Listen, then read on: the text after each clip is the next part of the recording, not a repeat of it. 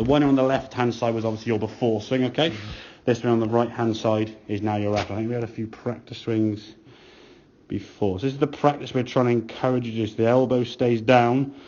The club now you can see now sort of squaring up, and even there you see your hand, that's just about level with your left pocket. There's the club's going through and back, which would be okay. Okay, and the square in the club face now as you hinge through. Whereas this one, okay, when you come back through now, okay, good backswing, good position, but the grip being a little bit tighter, left arm trying to stay straighter. As you're in the golf ball there now, you can see where your left hand is here.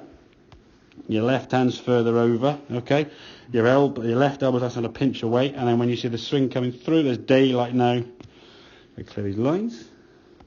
The daylight now between your left arm and your body, and then the left arm tries to just eventually has to do something, but you've hit the golf ball kind of this way. This opening of the left elbow, the chicken wing or the cover drive or whatever term you want to use. Basically, from a standing position, if you took your left elbow and did this with and sort of push it towards target, the face would open. So we've got to get that club face to come back and basically square up level with your chest. As we sort of used the example at the start, when you're using a golf club, okay, your chest aims to the golf ball and the shaft aims to the golf ball. As we go to the top of your back, this is a shorter swing obviously because you're doing smaller shots, okay.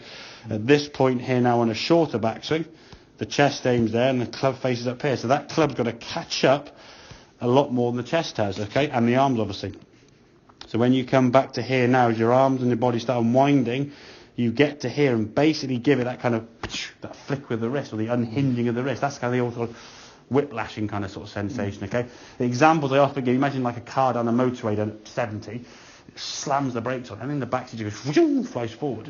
Or that tea towel that all the students do at the uni, wrap the tea, gives them a whip on the back of the leg, okay? Your hand that's flinging the towel is actually slowing down and recoiling when the towel then gets to snap. If your hand just keeps going, the towel will have nothing to it at all. There's that sort of stopping and breaking of the body. The club then just goes and swishes through.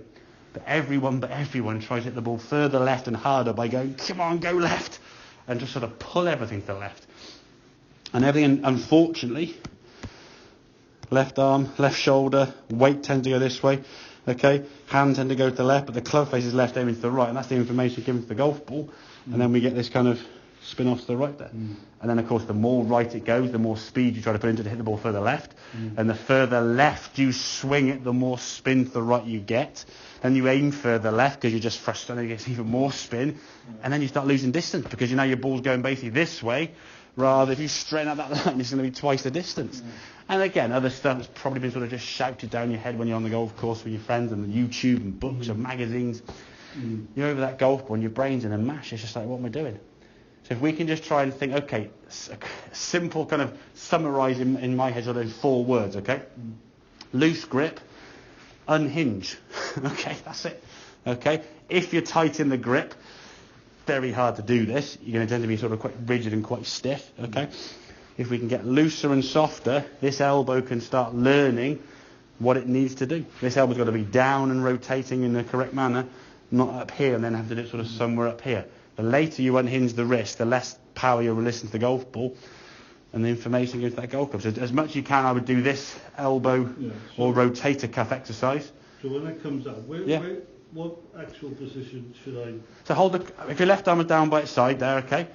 And just put your arm out like so, okay? And now turn to face target, there. And from there, just put your palm a little bit more towards the sky, maybe, okay? So just turn your palm a bit more up towards the sky, there you go. There. And now keep on the golf club there. Now grip it, put your right on the golf club for us there now. There you go. Yeah, that's it. There's basically that kind of from here going, yeah, exactly. Yeah. If I said to you, as a simple example, we're stood in the bar, okay? So we're side by side, and my pint's been left on the table in front of me. I said, "Oh, Cole, just pass me a pint, would you?" So grab my imaginary pint with your left hand and give it to me. What would you do? There you go. That's what you do.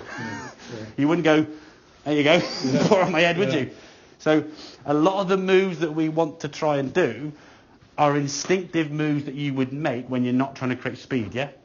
If I said to you pass me my pint, you wouldn't go as fast as you could, would you? You wouldn't try and throw it at me. Oh, anyway, okay? You just sort of turn, so there you go, that's your pint. I mean, you might try to do it this way, but even so, your elbow would still be down.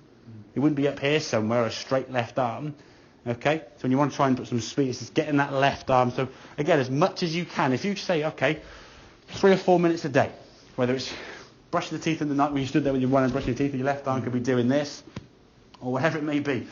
Just get used to how this left arm's going to start squaring the club face up, so then the left and the right hand can start working together, yeah? When we get that, we can start controlling, ultimately, the club on the end of the shaft there and get the ball going straighter, yeah? Make sense? Yeah. Good man.